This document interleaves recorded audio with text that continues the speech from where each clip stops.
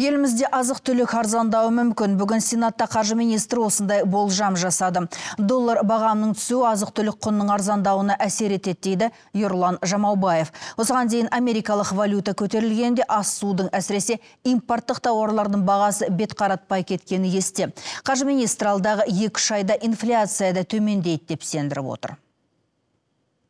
Осы айларда инфляция шарықтау шегіне жетті. 20%-тен асып кетті. Біздіңше 2 айдан кейін төмендейді. Қазірдің өзінде біз нақтыланған бюджетте инфляцияның деңгейін 7,5-9,5% деп көрсеттік. Сол бойынша жұмыс істейтін боламыз. Жалпы бағаның төмендеуін болжап отырмыз. Кешеден бері қор биржасында ақша-ақшасының айтарлықтай арзандағаны байқалады. Астанадағы ақша айырбастау орындарында долларды сату бағамы бүгін 442 теңге 25 тиын, ал сатып алу 438 теңгенің айналасында. Ал оның азық-түлік құнына әсер ету үшін теңгенің нығаю уақытша құбылыс болмау керек дейді экономистер.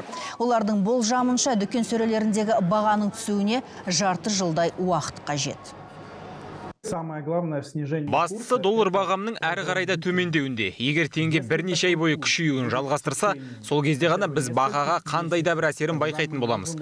Мұндай тәжірибе қазақстандықтарға бұрыннан белгілі. Кем дегенде жарты жыл керек. Теңгенің күшеюі бір сәттік емес екеніне кәсіпкерлердің көзі жетуі қажет.